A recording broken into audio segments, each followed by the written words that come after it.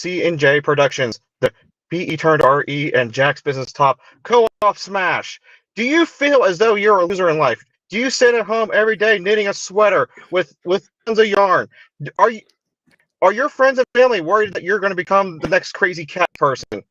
In this episode, we are going to talk about how you can get out of your house, meet some friends, and be awesome as an awesome possum. Good to see you, Jack. The the good news is that no one's concerned about me being a cat person because everyone knows I hate cats and birds. So, what we're going to talk about is how to meet friends as an adult, more or less, and what are some of the pros and cons of networking virtually versus in person versus, and at some point you're like, oh my gosh, I got so many friends. How can you get to the point? What should you start thinking about? Who should you keep? Who should you get rid of? Get rid of? What if that's your problem? What so many friends that you just don't know what to do, and you cannot make enough casserole for everyone? Well, Jack, I don't have This that is me without problem, coffee. Keep in mind, I forgot to bring the coffee down. but I think it's good if we start with just the networking piece first and then slowly build up to the friends issue. Yes, I agree. Good. So, So we're both part of groups. You tend to seem towards the virtual groups. You're in a lot of them. mhm. I go to a lot of in person groups just because there's a lot more where I'm at. It seems to be. So, how about you start us off with the virtual groups? So the thing with the virtual, okay, so like you you can go to your typical places like book and stuff, and you can join that you can be part of that are talking about the same topics that you're interested in. And the side to those is a lot of those aren't in person, okay? So you can go maybe meet friends. It may not. A lot of them tend to be way too big, and you don't really get a connection out of. So you want to actually try and find a smaller group. And for both of us, it was the ORAT, One Rental at a Time group where me and Curtis met. And it's a small group in the school. I think there's still less than 500 people, and you can really get those deeper connections with people. And I have a mustache hair that's trying to mate with my nose, and it's really irritating me. So anyway, so Facebook can work if it's a smaller group. Trying to find special niche groups like One Rental at a Time, or even so. What if you went ahead and you used, okay, like you're using Facebook as the hoe is intended to be, and you find a in-person meetup. Curtis, what do you do? You go to it. You go to it. But before you go to the meetup, you might want to see who's hosting it, who's already planning to attend. Reach out to them beforehand. Or you may not even have to reach out, right? Like maybe if it's your first time, you're like super awkward. You just want to know who's going to be there before you go. Mhm. Now, for me, because I've been to enough, I'll message folks and hey, I'm going to this. I see you're going. What do I need to expect, or who do I need to talk to? But if you're brand new and you're still kind of nervous, at least creep at the guest list beforehand. Yeah, I perfectly agree with that. And if it's so, I'll give an example. I used to go to a group called Acres of Pittsburgh, and for me, it wasn't a great fit for me for different reasons. And but on the same time, it was good for networking to other people, finding your local contractors, good for finding your local handyman. It was great for that, okay? And what it added to you was you're able to meet a few people here and there, and you're able to have some of the deeper connections. And you can just, it's in a more, okay? Now, let's say, okay, you're part of the internet, okay, interwebs, great interwebs, and you see that they're hosting an event, okay, so like I don't know, I'm gonna pick a random event, like let's time had an event in Vegas Valentine's Day weekend, and I just happened to run into Curtis. I say the chances of this are highly probable, but what what do you do? Like what clue? Like you see. Okay, okay. I'll use myself. Curtis, you walk in the door, the light catches us just perfectly, and and I see your braided hair, and I'm like, ah, this big giant's coming to kill me. What do you do? Yeah, so when people are in that spot of like, what do I do with what do I say? It's kind of awkward. There's kind of an acronym that I give people to try to help them. It's kind of like a little cheat code or a little hack. The acronym is PAGE. Okay, it's not like the pager, like the old school beeper thing. No, no, no. I was So thinking like a page out of textbook. yeah, no, it's not. No, it's not that. So the P is place. The A is the activities. G is goals, and then the E is exit. So for the place could be the event itself, or it could be a venue. You ask about that. Hey, have you been at this place before? Have you been with this group before? That kind of will start the interaction. Very simple. And then you kind of can move the conversation into the A, the activities part of, hey, what are you working on that's exciting? What's the current project? Why are you at this event, right? Or so that's activities outside of the event. Or if it's like a workshop, like, hey, what workshops are you signed up for, right? Activities at the event. Those are kind of the two options there. Then the G, the goals, right? They came to this thing for a reason. What are they trying to get out of the event, or what goals do they currently have that they're trying to work on in their business and their life? Again, goals can either be at the event or goals outside. And then the E is the exit, okay? Because we've all kind of been there where you're talking to somebody and then the conversation is kind of dying, but you don't know how to leave it. And you're like, oh God, okay. You go to the bathroom and escape through the window. Not quite. So the exit can look like a few different things. You can either exit it by introducing them to somebody else. I call that the handoff. You say, oh, you know what, Jack? I think you'd really like Bill. And then you walk them over to Bill. And you say, hey, Bill, this is Jack. You guys have a lot in common. Say what they have in common and leave. Or you can do it in the reverse of asking them, like, oh, hey, since you've been here before, who else do I need to talk to? And then they'll tell you about how great Susie is. And then you say, oh, okay, well, I'm going to go find Susie. Thank you so much, right? So that way you're not stuck in that kind of the awkward lull after that first interaction. I always like the so what I've always done is towards the end I'll be like, well, it was certainly great meeting you. Why don't we exchange numbers? And Mm-hmm. that way, and I'm more blunt. I'm just like, why don't we exchange numbers so we can hook up in the future and keep talking? But we both really need to keep networking. Oh, that is great. To get their contact, if it's a person you would like to continue to interact with, is super important. A lot of people have like business cards, and like I have them too, but to be honest, I hate them because if someone gives me their business card, um, that there's a chance that I could lose it. So what I do is I actually take a picture of the business card, and then Jack, I'm not sure if you were part of the Snapchat age or not, but I'll take a picture with Snapchat, and then that way I can put notes of like, oh, we talked about um, infill housing, or we talked about house hacking, or we talked about certain things. So that way, when I reach out to them, I know what we talked about. I like that idea. No, I was kind of on the cusp of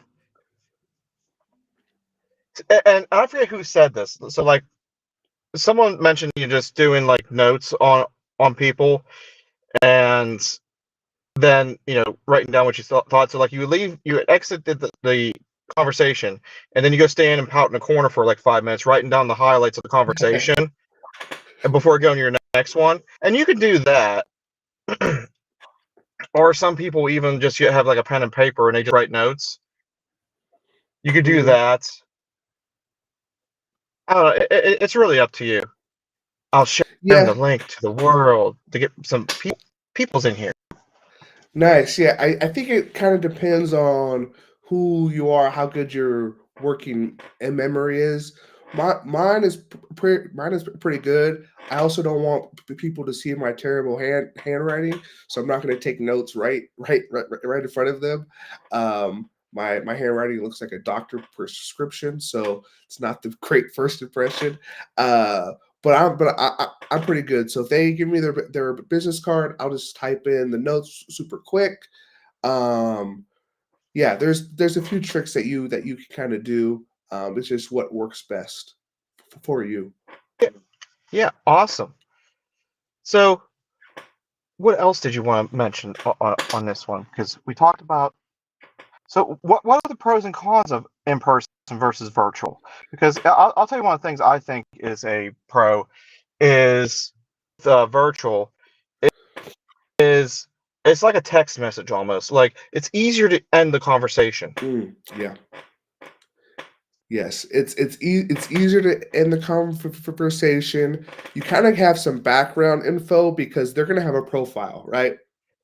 If it's Facebook, if it's school, they're going to have their profile there. So you're going to have some context of what you want to message the person before you're in that interaction, right? And so it makes it a little bit easier. You have time to type out a message. So if you're a little socially awkward, the online is a really safe route, very easy route.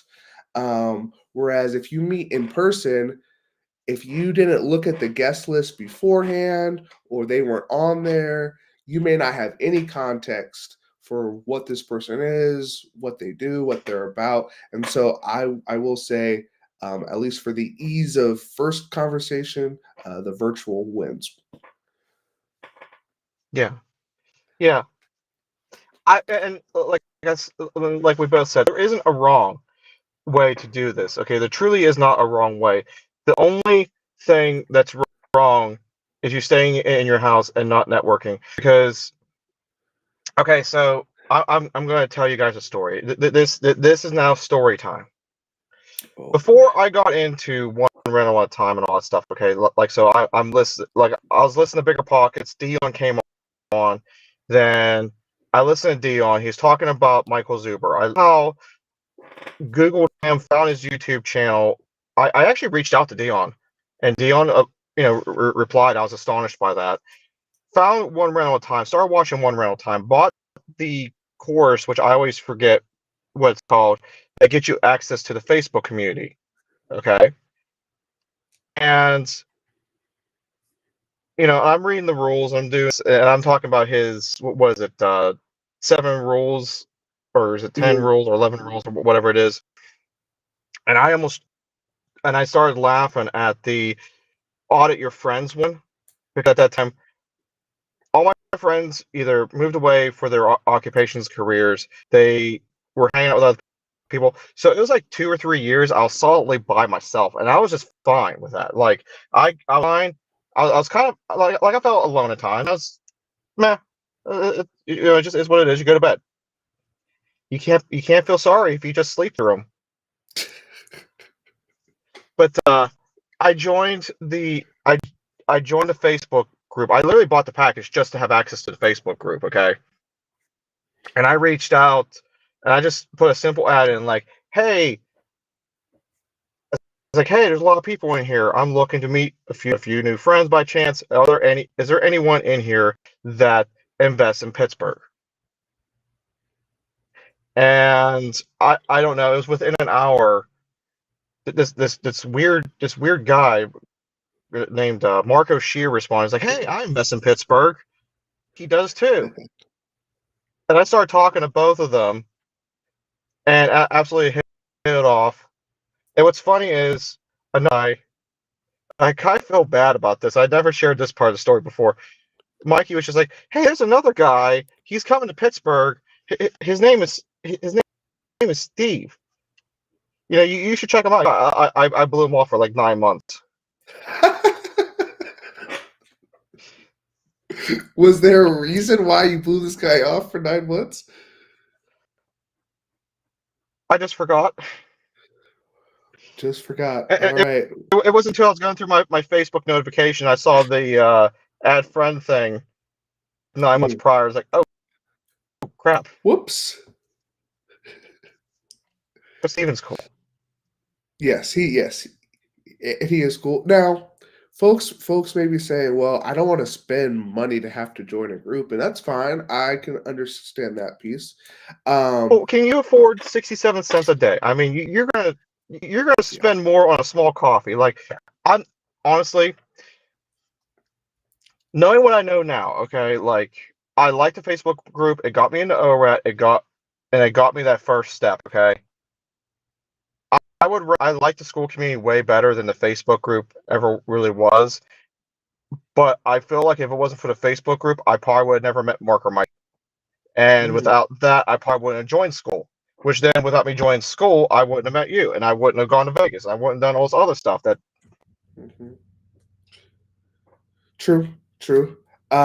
Yeah. So school is great, and I can promote that all day. One thing that I get asked a lot is because I go to a lot of events in October. I actually look back at my calendar. I went to 10 events in October in person. And one thing that people ask me is like, hey, how do you find all these? Like, because now people are asking me, hey, when's the next event? Where is it? Which is great. I'm very happy to help people, but it's also like these aren't secret events. Like there's no secret code. You don't have to do a certain knock to get in. Like it's pretty easy to find these events if you're looking for them. And so here are some ways that you can find events in your area if you want to go in person route. There's Facebook. There's Eventbrite. There's Meetup. Okay. Now I will say though, of all the events that I go to, not all of them do a good job of promoting on social media, on the other websites I just like listed. And so what you can do is when you go to these things, also ask people like, hey, I live in this area. Are there any more events that I should attend? Right. So start asking the people that are at these events too, because not all groups will post on Facebook and Eventbrite and Meetup and as they should. And so just start to ask around. I'm not saying you have to go to 10 in a month. That might be more on the extreme side, but if you just went to a few or one per week, then think of the amount that your network could grow. the big thing is too. Okay, so when you're in these events, okay, you want to make sure that you're not just sitting there and waiting for someone to you because they're not. They're not going to come up to you. This isn't you sitting at a bar and and pretending that you're the pretty girl waiting for the guy to come up to you. Okay, you have to go in there, use your little leggies, and go walk up to people. Find someone that is standing there by themselves, like a stump on the lawn, and be like, "Hi, my name's Jack. How do you invest?" Yeah, yeah, that's a great one. And even if it's not a real estate event that you're going to, like for example, on Thursday, I went to Thurston County Young Professionals. So there was people in all sorts of jobs. There was like ear doctors, there was media people, there was signage, there was a digital marketer, there was all bank tellers, there's all sorts of jobs and people in different occupations that just were there to improve their business, promote their business, to do all sorts of things. That's just good practice to go have conversations. And from that, I may be getting a client or two just from going and talking to people. So just because it's not a real estate event That doesn't mean that you can't get value from it. Exactly. Yeah. So that's another good one. So what if, okay, what if you've done all this and you're super successful and now you have so many friends, okay, that you just don't know what to do. You're like, oh my gosh, I'm planning on having Friendsgiving here in November, and I have a tiny 800 square foot apartment. I cannot have 20 people over. I must audit myself. Mm. Now that is a good problem to have. I'm not there yet, and so Jack, I don't know if you're there yet either. But if so, tell me the way, um, because I feel like the filtering process has to be a continuous process because Yeah, and you don't want to have your arms full of friends and then decide to filter. That's just going to be too much. You have to filter throughout the entire process of engaging with folks. The cream will rise to the top, but you got to make sure that you're doing it kind of throughout. Because I think waiting until you have 100 people in your phone to start to filter is just kind of a bad way of going about it. yeah. So like, if you're like me, okay, if you're like me, you get in a fight with most of your family. You don't talk to them, so that cuts off like 70% of your contacts right there. You don't have to worry about them anymore, and your friends basically all move away and they all move on, and so that eliminates all of them. And then you just start off fresh, and you don't have to worry about auditing your network. So to that, the problem solved. No, how this you should actually do it. The more correct way, the more better way is to actually go and I liked what Alex Hormozy said, and if I actually had to do it, this is what I would do. You want to keep the people that are hard charging around you, or people that have goals around you. And it's not so much like, and he used his one friend as an example. He's like, I have a friend that's a musician. We have nothing in common with what we do. Okay. He's like, the thing is that you both have the same drive towards your goal. You can have other stuff in common, hang out, but you need to be around like-minded charging people, so that when people are hard charging around you, it pushes you and elevates your game and what you're doing. It doesn't have to be the same thing. Very And true. you don't Yeah. necessarily and you don't necessarily have to like cut the people off in your life that aren't aren't being productive in your life. Okay, so like if you had friends that all they wanted to do was go out and drink and party and stuff, you don't necessarily, but they're like good people. You don't necessarily have to cut them out of your life completely, but you want to stop socializing with them as often. And eventually they'll almost stop talking to you because they realize that you're just not part of the whole going to the bars, getting smashed, and trying to share a pizza and wings every Friday night because you're trying to strive for excellence and not strive for mediocrity. Yeah, yeah, it's not one of those things where it's like you text your friend Phil, you say, Phil, we can no longer be friends because you're a loser. No, that's not really the intention. I think of what Zuber talks about, or Dion talks about, or Hermosi talks about. It's more of you're not putting more time in towards those in relationships. So you still might like them and care for them, but you're just not going to be putting a lot more time into those relationships. You're going to be putting it elsewhere.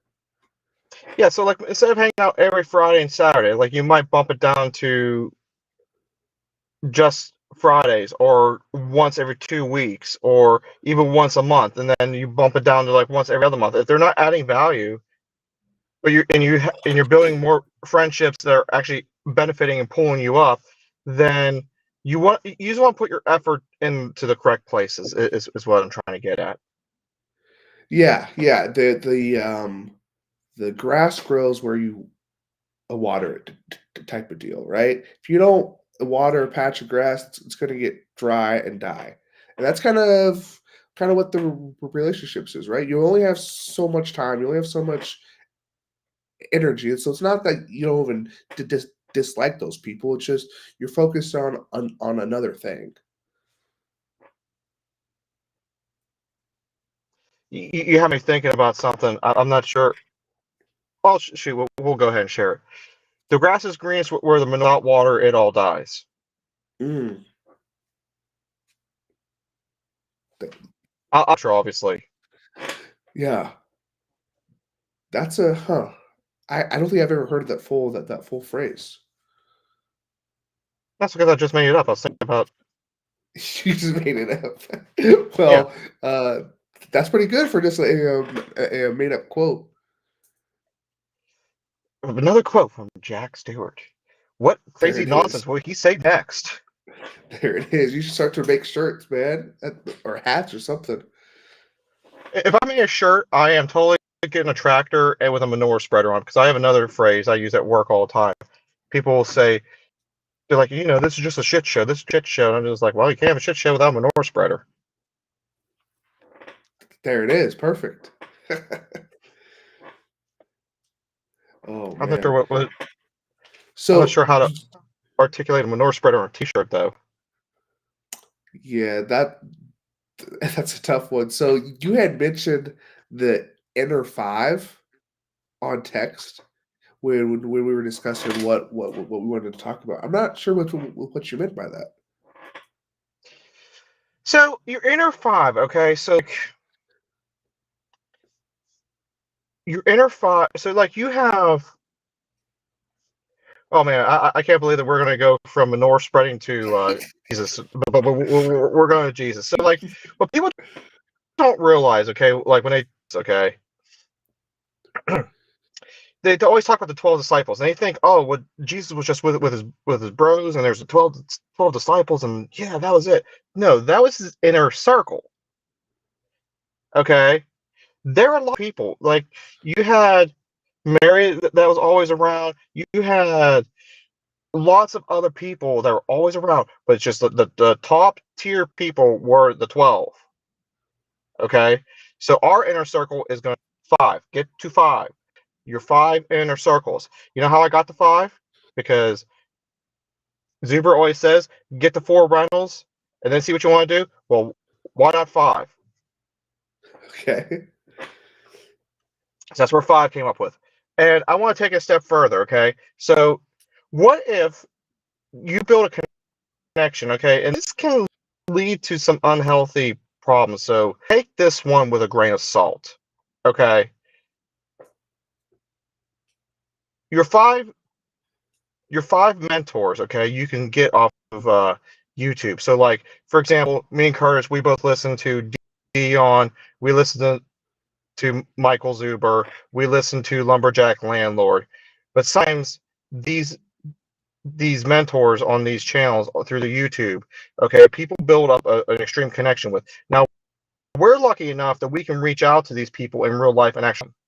So they are, like a friend and a mentor to us. But sometimes they watch certain channels that the person just doesn't respond. They don't know who they are. Like the person that runs the channel doesn't know who the subscribers are, and that's the more common.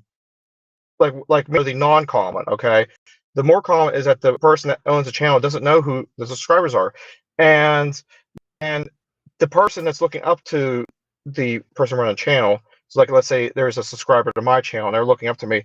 I had someone get mad because I mentioned hunting and fishing and stuff, and they're like, "That's not how you are," blah blah blah, and they're like flipping out.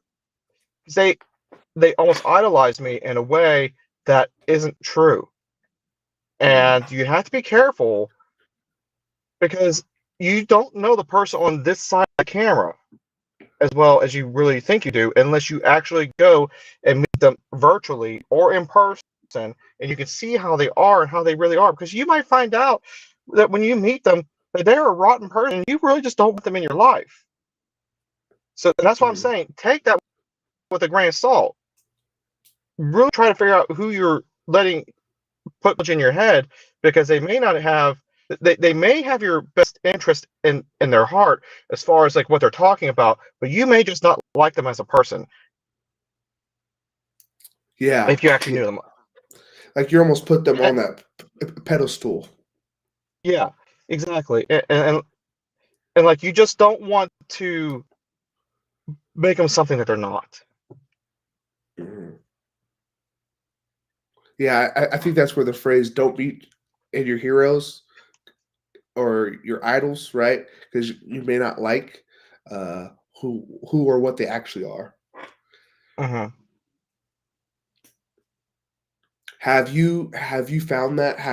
Has there been anybody or anything, and you may not have to out out them, but just say yes or no on if you've followed a person and then you found something out and it kind of changed how your view was. Not exactly, but I'll tell you something that did happen that's kind of similar. So, neither one of these people are gonna see this video because we're way too small, so I don't care about out.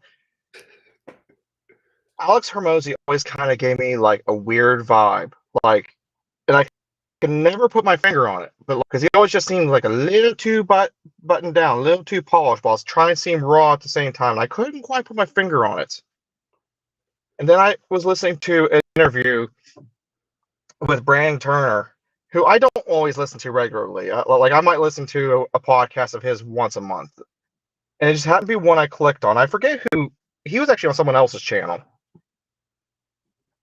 and Brandon said that he doesn't like Alex Hormozy for the simple fact that he's too hard driven. Like because Brandon's in chill mode, he doesn't want to go that hard anymore. So he's like, so automatically you're already at a strike. And he said two, he's like I'm super religious. He's like I'm super faithful. He's like I believe in God. And he's like I talk about God on my channel quite often. He's like I mention him. He's like Alex Hormozy is not religious at all. Mm, He doesn't believe in religion, and he's just like so why he's like, yeah, he may be the greatest person right now to listen to for business advice, but he's already doing stuff that I don't want to do. He's doing it in a way that I don't believe in. So why am I going to put that in my sphere of influence when half of what he's saying I don't want anyway? And I that kind of hit me. I just like, yeah, I get it. That's why I didn't like him. I think I sensed it, but couldn't connect the clues. yeah, yeah, because you almost need those um, points of connection to really vibe with the person. Yeah. And yeah, and I actually had not heard that from Brandon, but that totally like makes sense though. So, what you? Who has let Yeah, you down in your life? who has let me down? If it's really not so much who has let me down, but I don't know how my mind kind of went here, but it did. Is I think that's why Zuber has so many different guests on his channel, right? Like he has the millionaires that come on every week, right?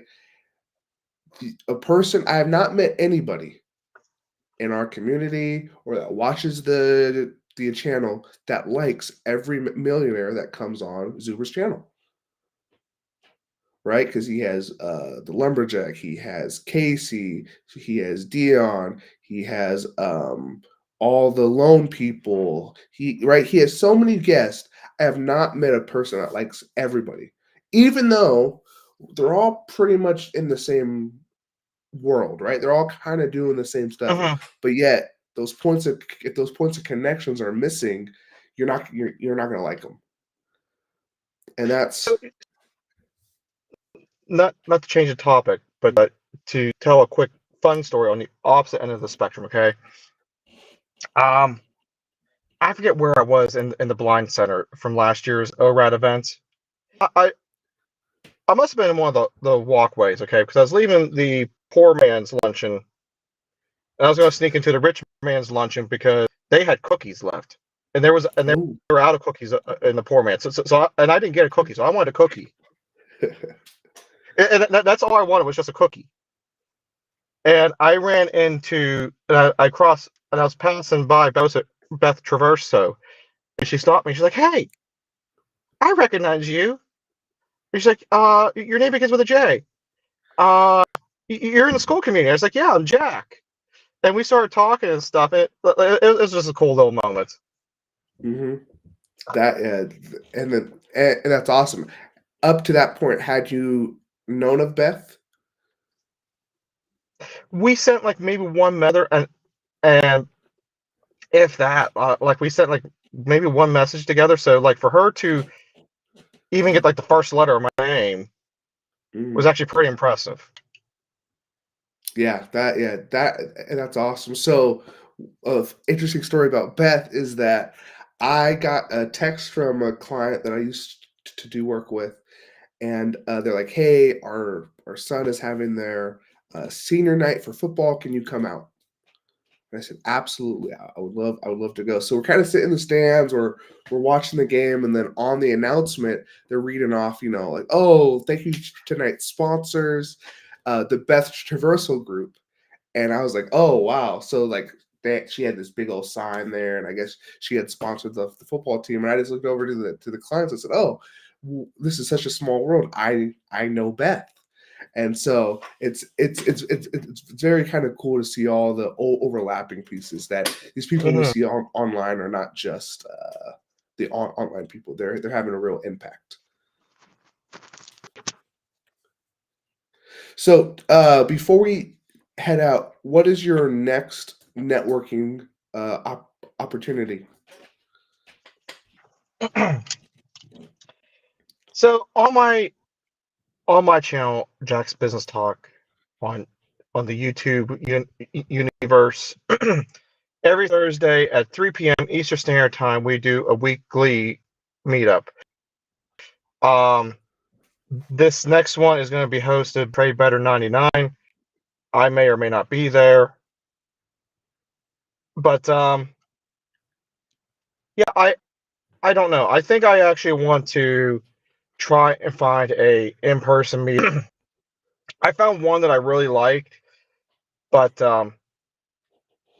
they have it set on certain day or on I think it's like like what's it like one of those things is like it's the first and third Monday of the month, and Mm, it works for most people, but like for someone that works a rotating schedule that can only attend half of them, I don't know if that's really gonna. It would work better to try and find an event that was week mhm. that I just don't even have to think about. It'd be like, oh, hey, I'm off and I can go and just pop in. Yeah, yeah, that would be nice. A lot in my area do it like the first Thursday of the month, the first Monday of the month, and so while it's not every week, at least you kind of know that, hey, this is my monthly chance to go connect with this group of people. Yeah. Yeah. Unfortunately, a lot of the weekly ones that are like every Friday or something like that, those actually tend to be more like you have to pay for it, and they're at weird hours. And so I actually tend not to like the weekly ones in my area. Yeah, I'm not sure what to do because like I would like to attend a virtual or like a in-person one. I actually saw maybe I should look it up again on Eventbrite. Maybe I should listen to you. Go look at Eventbrite. I did see that there was an event winery I really liked, and I haven't been there since I basically stopped drinking altogether. But I wouldn't mind going back and seeing, just walking the grounds and stuff and seeing what all that these fancy real estate people have to say, See, especially perfect especially chance. when their lips aren't as tied down. Exactly. Just keep handing them drinks, and they'll spill the beads.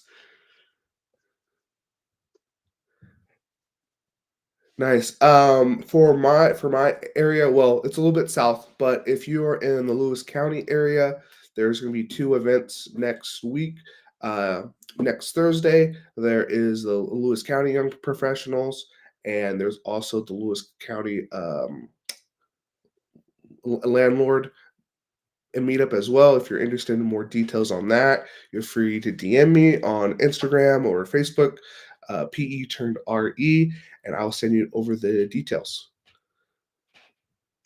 I think honestly, one of my goals is okay. So I'm gonna put this out there. Okay, in the next year, I would like to fly out, come hang out with you, and you can show me the area, show me like how you invest and stuff.